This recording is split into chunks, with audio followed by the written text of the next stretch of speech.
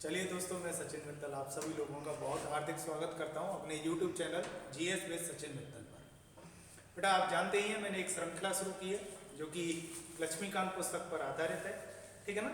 भारतीय संविधान के लिए बहुत सारी ढेर सारी आपको वीडियो देने वाला हूँ। इसके ऊपर मेरे साथ पढ़ते रहिएगा, मेरे साथ लिखते रहिएगा, मेरे साथ नोट्स बनाते रहिएगा।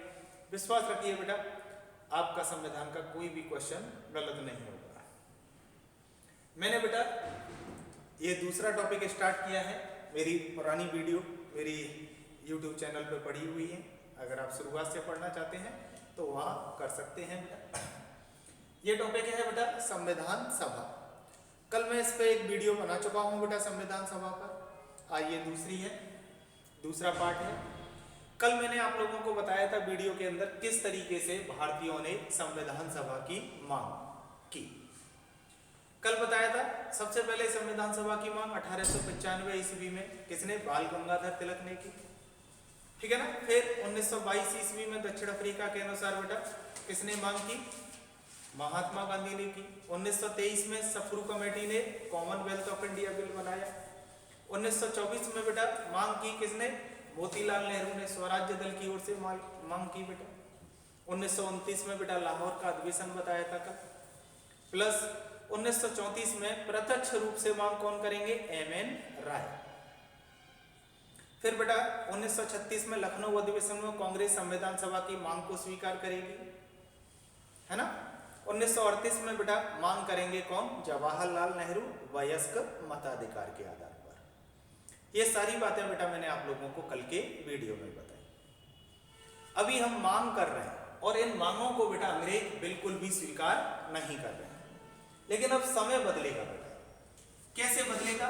समय ये बदलेगा कि 1939 से 1945 तक, 1939 से 1945 तक बेटा स्टार्ट हो जाएगा द्वितीय विश्व युद्ध।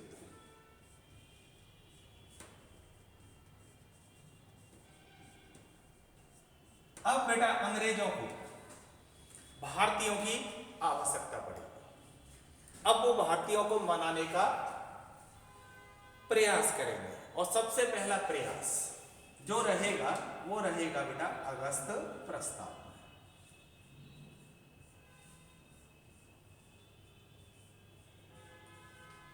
सबसे पहला प्रयास अगस्त प्रस्ताव। अगस्त प्रस्ताव क्यों कहते हैं? क्योंकि ये प्रस्ताव आया कब था बेटा? अगस्त में आया था।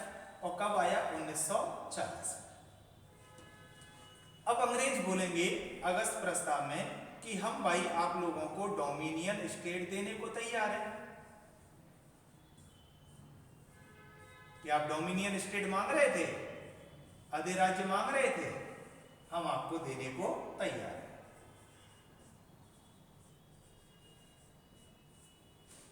लेकिन भारतीय जो हैं बेटा इस अगस्त प्रस्ताव को क्या कर देंगे?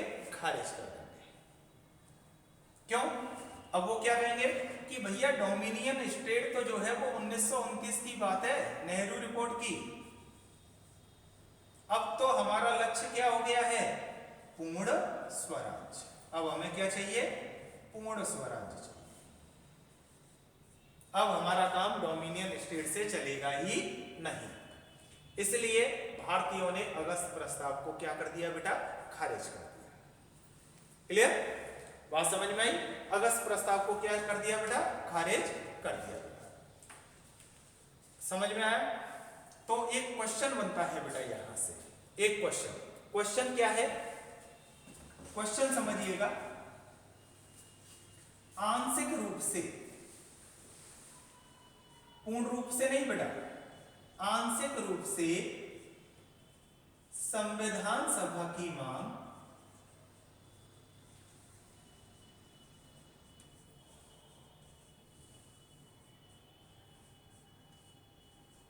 अंग्रेजों द्वारा, अंग्रेज की जगह बेटा ब्रिटिश सरकार भी आ सकता है, अंग्रेजों द्वारा कब स्वीकार की गई?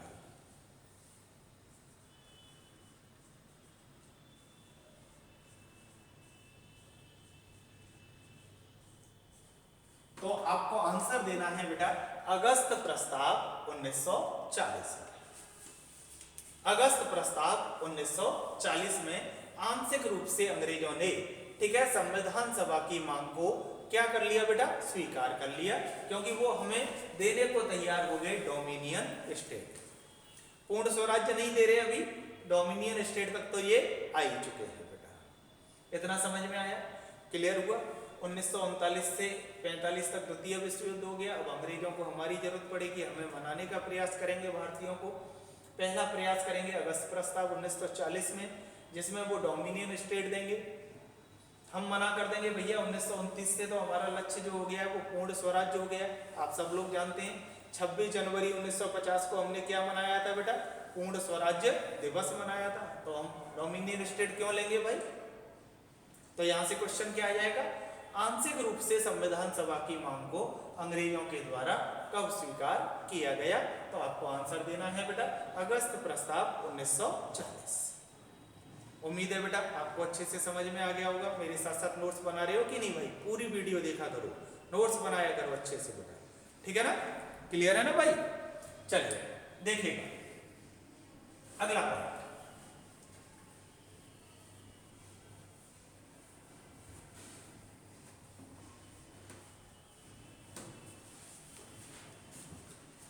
अब ऐसे ही बेटा 1942 में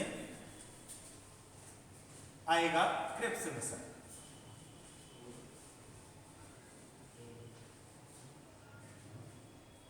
और क्रिप्स मिशन भी हमें डोमिनियन स्टेट देगा।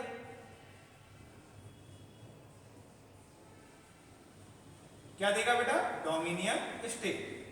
तो जब हमने बेटा अगस्त प्रस्ताव नहीं माना तो हम क्रिप्स मिशन कैसे मान लेंगे भाई? क्लियर? तो हमने क्रिप्स मिशन को भी क्या कर दिया बेटा? खारिज कर दिया। क्रिप्स मिशन को भी क्या कर दिया बेटा? खारिज। स्टेफोर्ड क्रिप्स इसके अध्यक्ष थे, इसलिए इसे क्या बोला जाता है बेटा? Cripps mission. दूसरा पॉइंट क्रिप्स मिशन। क्लियर?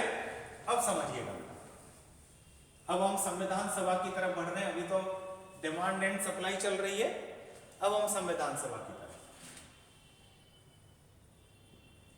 बेटा संविधान सभा का गठन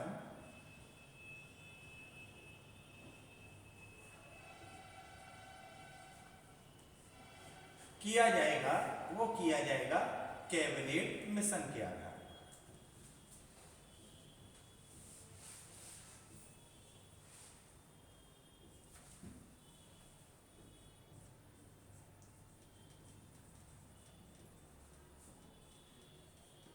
किसके आधार पर बेटा?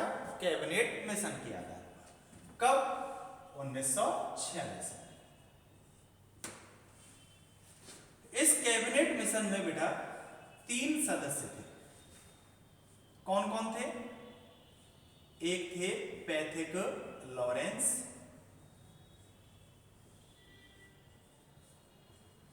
दूसरे थे स्टेफोर्ड क्रिप्स,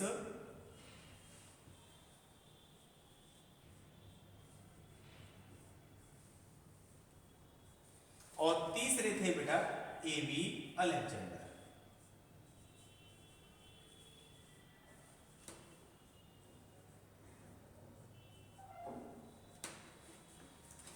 इसके अध्यक्ष जो थे बेटा, ये बहुत इंपॉर्टेंट है, कई एग्जामों में पूछा गया है, आईएएस तक का एग्जाम नहीं छोड़ा है बेटा इसने। कैबिनेट मिशन का कौन सदस्य था, कौन सदस्य नहीं था? अध्यक्ष कौन है? Pethick Lawrence. पूछा जाता है कैबिनेट मिशन के अध्यक्ष कौन थे बेटा? Pethick Lawrence. और पता है ये कौन थे बेटा? भारत राज्य सचिव थे।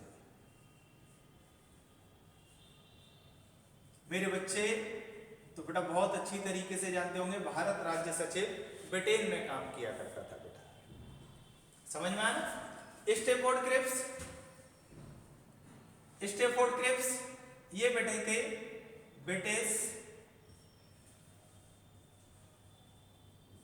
व्यापार संघ अध्यक्ष।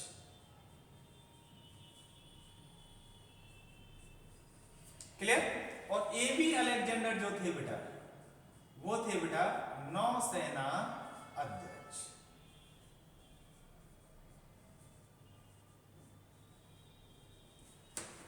कौन थे बेटा? नौसेना अध्यक्ष। क्लियर? अब मैं आपको एक बहुत अच्छी बात बताता हूं, इसे कैबिनेट मिशन क्यों कहा जाता है? क्योंकि बेटा ये तीनों के तीनों जो है ना ब्रिटिश संसद में कैबिनेट मंत्री थे।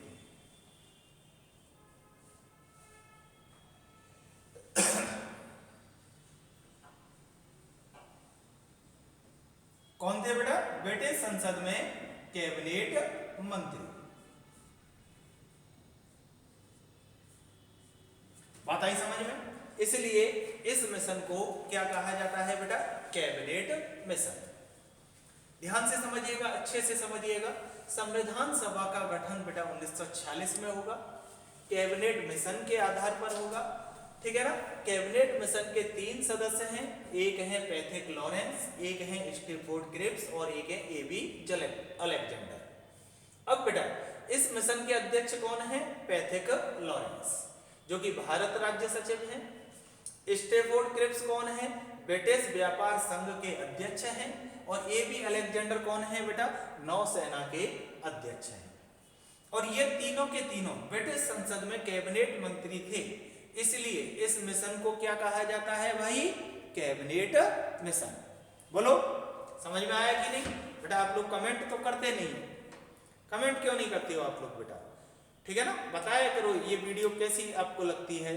ठीक है ना? प्लस आपको कोई भी समस्या हुआ करे कमेंट में जरूर किया करो बेटा, है ना? कमेंट में किया करो, ठीक है ना? देखिएगा बेटा, अब अगला पॉइंट देखते हैं। बहुत अच्छा पॉइंट है बेटा, ठीक है? बड़ा डायग्राम होगा बेटा अगला बात।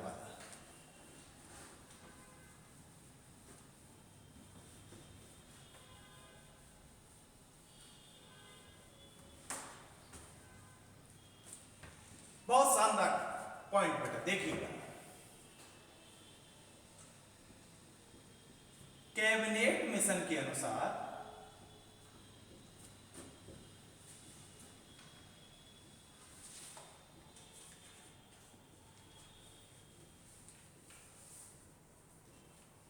संविधान सभा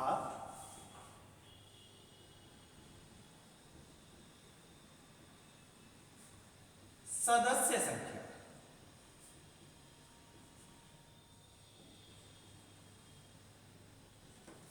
तो बेटा कैबिनेट मिशन के अनुसार संविधान सभा सदस्य संख्या थी 389, 389। इसको आप 2 भागों में बांटिए। एक तो बेटा निर्वाचित में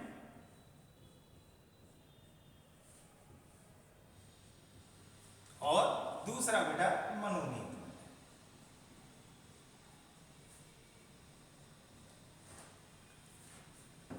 निर्वाचित सदस्य थे बेटा कितने? 296, 296। और मनोनीत कितने थे बेटा? 89, सॉरी बेटा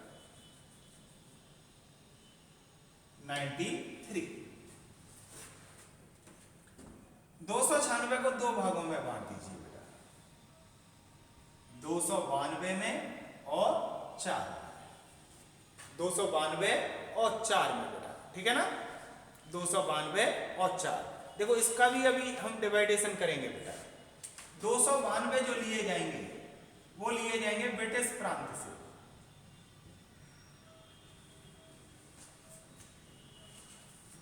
उस समय कितने ब्रिटिश प्रांत थे हमारे यहाँ? 11। और 4 जो लिए जाएंगे बेटा वो लिए जाएंगे कमिश्नरी प्रांत से।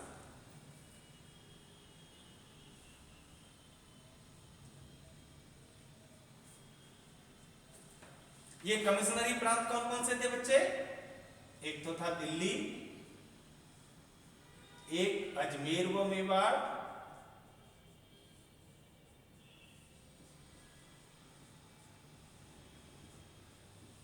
एक था बेटा कुर्ग और एक था बेटा ब्रिटिश बलूचिस्तान।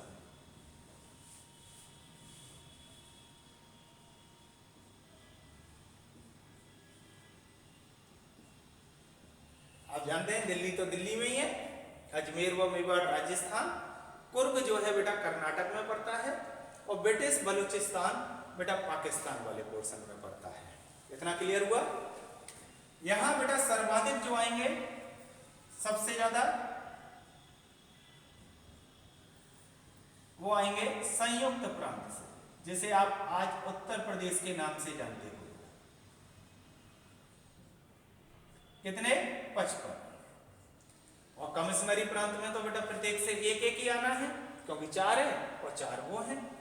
ब्रिटिश प्रांत वो प्रांत कहलाते हैं जो ब्रिटेन के डायरेक्ट रूल में थे बेटा, यहाँ कमिश्नर के माध्यम से शासन करवाया जाता था बेटा। और जो 93 थे, ये 93 आएंगे बेटा किससे? देसी रियासत से।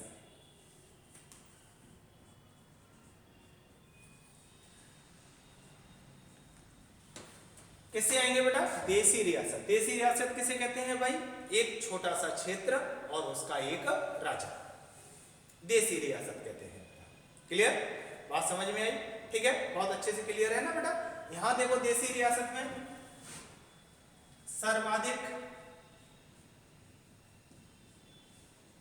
सर्वाधिक आएंगे बेटा मैसूर से, जिसे आप आज कर्नाटक के नाम से जानते हो। मैसूर से कितने आए बेटा? 7। दूसरा स्थान है त्रावणकोर से, केरल में बेटा, इससे आएंगे बेटा 6। और एक है हैदराबाद, इसकी कहानी बेटा हम बाद में बताएंगे। हैदराबाद ये 0 आएंगे, इससे एक भी सदस्य नहीं भेजेगा बेटा अपना हैदराबाद। क्लियर? अब देखो बेटा कुछ चीजें मैं समझाता हूं। आपको क्वेश्चन पूछना चाहिए मेरे से कि ये 389 ही क्यों? इसलिए बेटा क्योंकि 10 लाख पर एक प्रतिनिधि का प्रावधान था। यानी कि अगर हमारे कमरे में 30 लाख लोग बैठे हैं तो हमारे कमरे में से कितने लोग जाएंगे भाई संविधान सभा में? 3 लोग जाएंगे। 10 लाख पर एक प्रतिनिधि का प्रावधान था बेटा, तब 389 हुए। अब आपसे कोई पूछे संविधान सभा एक कैसा निकाय शब्द पॉलिटी में यूज किया जाता है, बॉडी को कहते हैं, ठीक है, किसी भी संस्था को बोलते हैं निकाय। कैसा निकाय था? निर्वाचित निकाय था, ऑप्शन 1। मनोनीत निकाय था, ऑप्शन 2। ऑप्शन 3 है आंशिक रूप से निर्वाचित, आंशिक रूप से मनोनीत था। तो हाँ भाई, आंशिक रूप से निर्वाचित है और आंशिक रूप से मनोनीत। कुछ हिस्सा इसका निर्वाचित है तो कुछ हिस्सा इसका कैसा है बेटा? मनोनीत है। बताइए भैया, सबको समझ में आया? क्लियर हो गया? कितना भी डीप क्वेश्चन आपसे पूछे बेटा, आपका क्वेश्चन यहाँ से सॉल्व हो जाएगा। एक क्वेश्चन बहुत जनरली पूछा जाता था, कैबिनेट मिशन के अनुसार संविधान सभा की सदस्य संख्या कितनी है? 389। लेकिन आपसे अब पूछ सकता है निर्वाचित सदस्य कितने हैं, मनोनीत सदस्य कितने हैं, ब्रिटिश प्रांतों से कितने लिए गए? 292। कमिश्नरी प्रांत से कितने लिए गए? 4। ठीक है, तो आपसे कुछ भी पूछ सकता है, तो आप तैयार रहिए बेटा कुछ का भी आंसर देने के लिए। एक क्वेश्चन को याद रखना, ये आंशिक रूप से निर्वाचित है और आंशिक रूप से मनोनीत है। कोई भी कंफ्यूजन करने की आवश्यकता नहीं बेटा, किसी भी तरीके से। कोई भी प्रॉब्लम हुआ करे कमेंट में किया करो बेटा, मैं देखता हूं रोज कमेंटों को। समझ में आया ना? अगले वीडियो में मैं आपके कमेंट सॉल्व करूंगा ही करूंगा। क्लियर? चलिए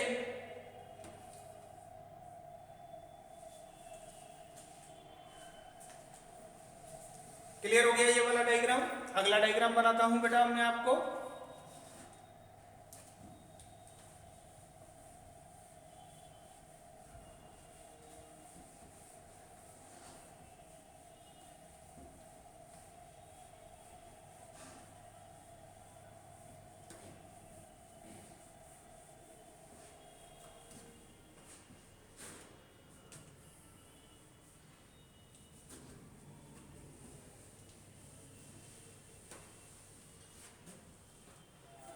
मस्त होके पढ़ते रहिए बेटा।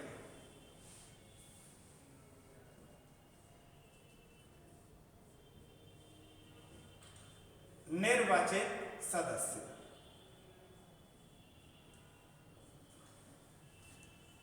ठीक है ना? निर्वाचित सदस्य कितने थे बेटा? 296 थे कि नहीं? इस 296 को आप 3 भागों में बांटी है। कैसे? मुस्लिम,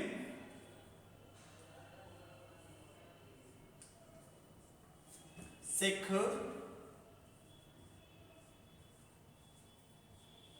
और सामान्य में।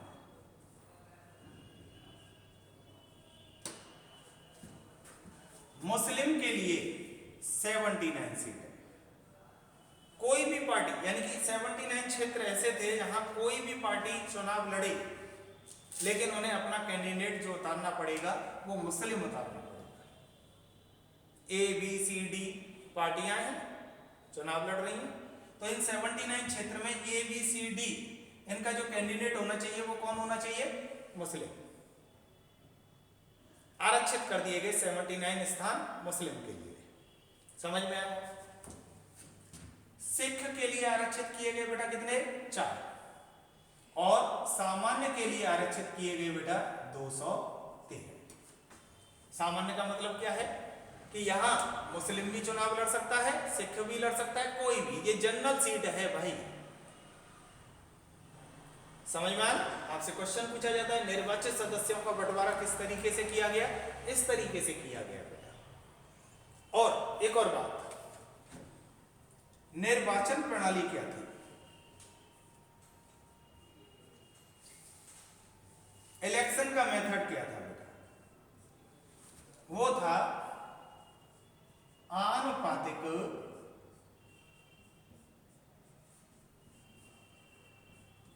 प्रतिनिधित्व प्रणाली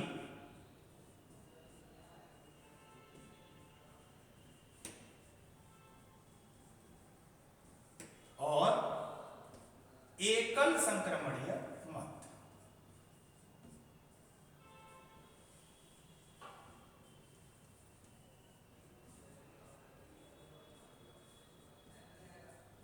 इसके आधार पर चुनाव होना था बेटा। अब आप पूछेंगे कि सर जी आनुपातिक प्रतिनिधित्व प्रणाली क्या है और एकल संक्रमणीय मत क्या है? तो बेटा उसे अगले डायग्राम में बता देता हूं। अभी आपको चिंता करने की तो कोई बात नहीं, मेरे रहते हुए चिंता की क्या बात है बेटा। चलिए सारे नोट्स बेटा क्रम से बनाते जाइएगा, अच्छे से करते जाइएगा काम को, ठीक है ना। अब मैं आपको समझाता हूं बेटा आनुपातिक प्रतिनिधित्व प्रणाली और एकल संक्रमणीय मत।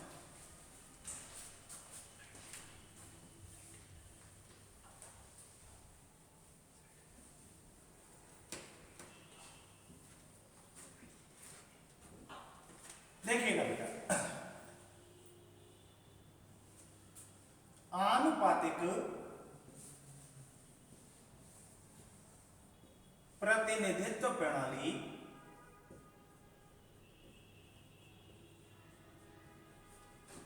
और दूसरा है एकल संक्रमणीय मत।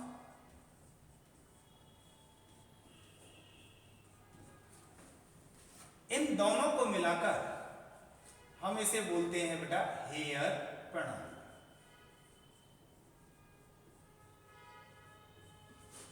बहुत अच्छे से समझिएगा। आप लोगों को एक और बात बताऊं बेटा, बहुत सारे जो हैं टीचर भी इस ग्रुप में जुड़े हुए हैं बेटा, तो वो मेरे से कहते हैं कि सर ये वीडियो बंद मत कीजिएगा, बड़ा मजा आ रहा है आपकी वीडियो देखने में, क्लास में तो हम आपकी आ नहीं सकते, ठीक है ना। तो मैं उन टीचरों को भी कहूंगा कि चिंता ना करो बेटा, ये वीडियो आती रहेंगी, ठीक है ना। आप टीचर कहीं हो लेकिन मेरे लिए तो बच्चे ही हैं बेटा, ठीक है ना। हेयर प्रणाली समझिएगा बेटा बहुत अच्छे तरीके से इस चीज को। हेयर प्रणाली का जो प्रयोग करते हैं, हेयर प्रणाली का वो करते हैं हम बहुमत के आधार पर निर्वाचन में।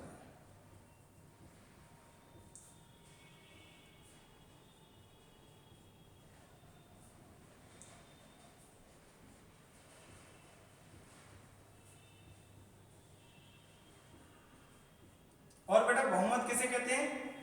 बहुमत कहते हैं कुल का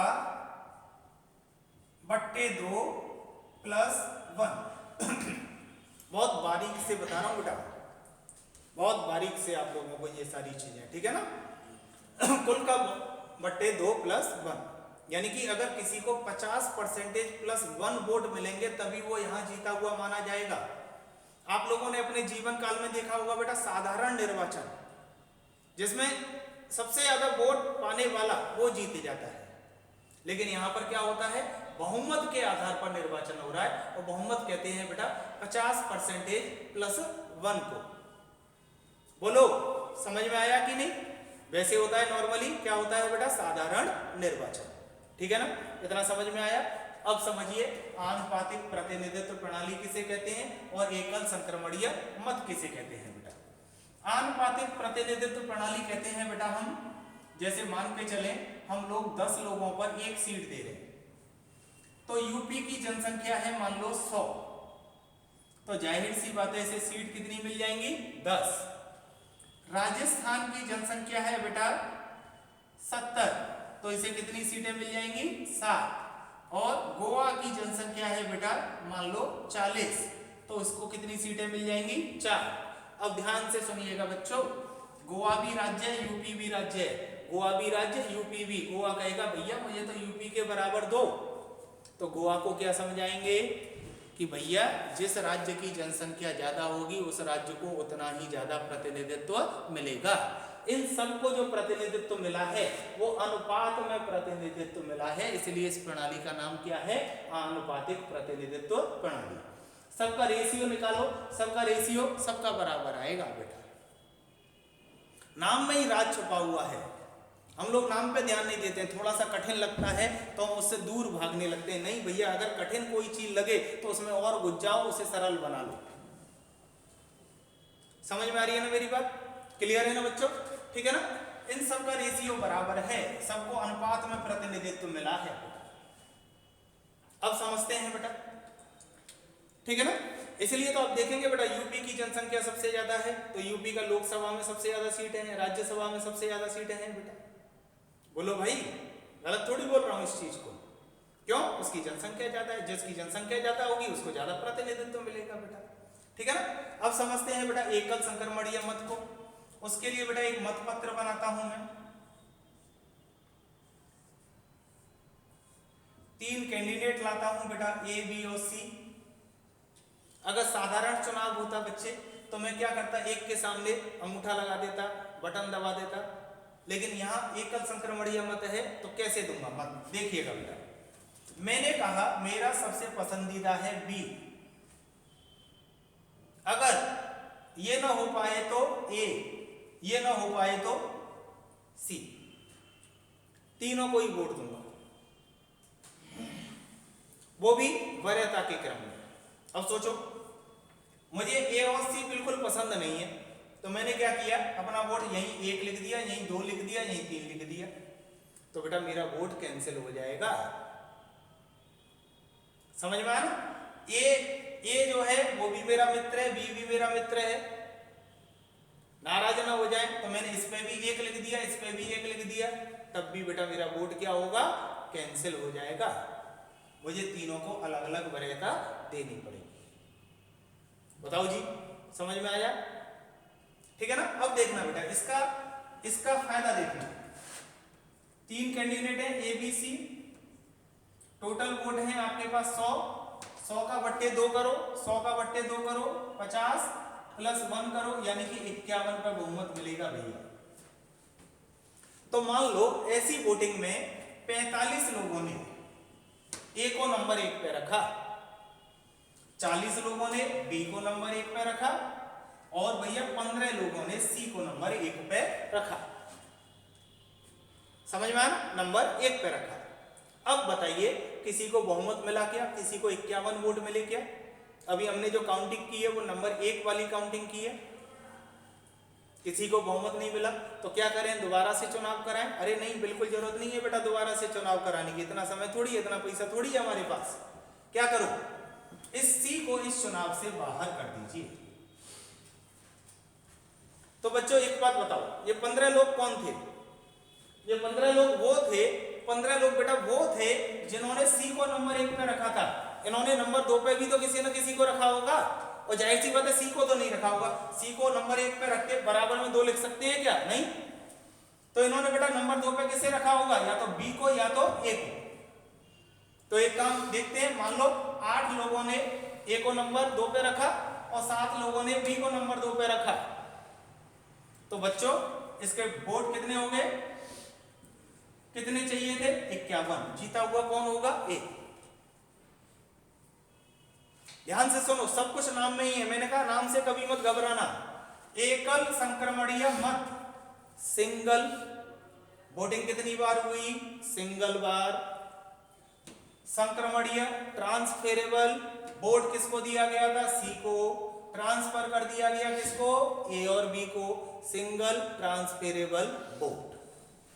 समझ में आई बात, क्लियर हुआ, कोई टेंशन का काम, बताओ टेंशन हो तुरंत कमेंट में बताना, ठीक है ना।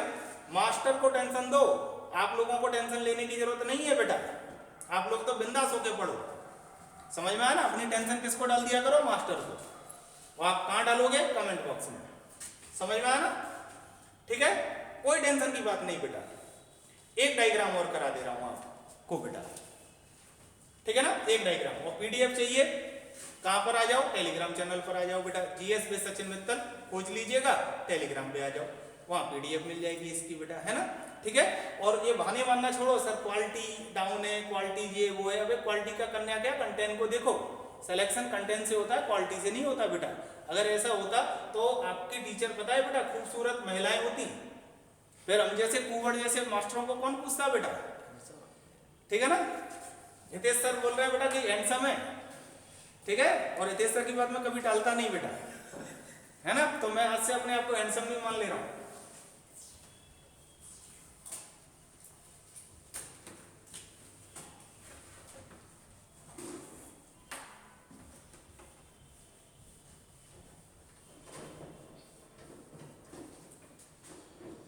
और एक और डायग्राम देखो बेटा, निर्वाचित सदस्य कितने थे,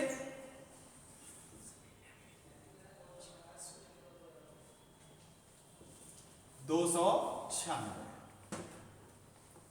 तो बंटवारा कर दो बेटा, किस किस को कितनी कितनी सीटें मिली। 296 को देखना बेटा, मैं 2 रो में लूंगा इसे बेटा, है ना, थोड़ा सा ज्यादा है। देखिएगा, सबसे पहली पार्टी बनी कांग्रेस। सबसे पहली पार्टी कौन सी बनी बेटा, कांग्रेस। कांग्रेस ने बेटा 213 सीटों पर तो चुनाव लड़ा और 208 सीटें उसे प्राप्त हुई। दूसरे नंबर पे थी बेटा मुस्लिम लीग।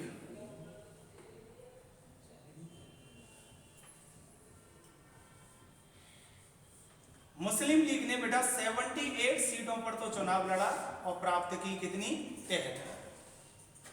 तीसरे नंबर पर स्वतंत्र या निर्दलीय।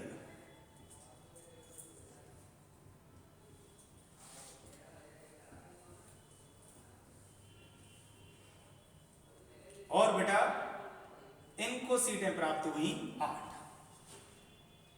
क्लियर, 8, 208 मिल गई, 73 मिल गई, 73 और 208 हुए भैया 281, और बचे कितने, 8, मतलब और जोड़ दो, यानी कि 289 मेंबर तो आपके हो चुके हैं। अब बचे कितने, 7। तो 7 छोटी छोटी पार्टियां थी बेटा, ठीक है, जिनको एक एक सीटें प्राप्त होंगी। एक है कृषक प्रजा, इस कृषक प्रजा को बेटा 1 सीट प्राप्त होगी। एक है साम्यवादी, साम्यवादी को बेटा 1 सीट प्राप्त होगी। क्लियर, 5 पार्टियां मैं आपके नीचे लिख देता हूं बेटा, जिनको एक एक सीटें और प्राप्त होंगी। एक है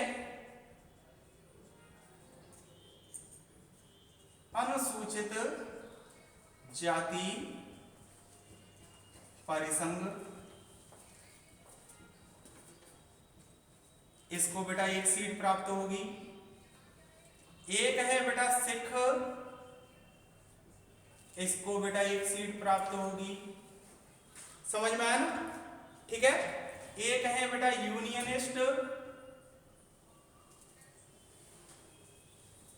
इसको बेटा 1 सीट प्राप्त होगी। एक है बेटा यूनियनिस्ट मुस्लिम,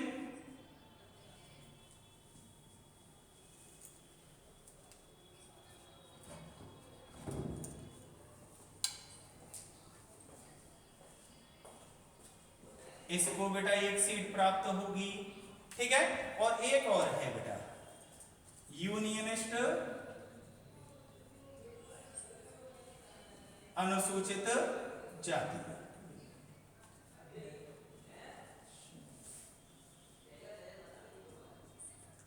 इसको भी बेटा एक सीट प्राप्त होगी। मुख्यतः कांग्रेस याद रखना, मुस्लिम लीग याद रखना और स्वतंत्र या निर्दलीय याद रखना बेटा। समझ में आई बात? क्लियर हुआ बेटा? 296 सदस्यों का आपको मैंने क्या दे दिया बेटा? पूरा का पूरा ब्यौरा दे दिया। क्लियर? पूरा का पूरा ब्यौरा दे दिया बेटा, ठीक है ना।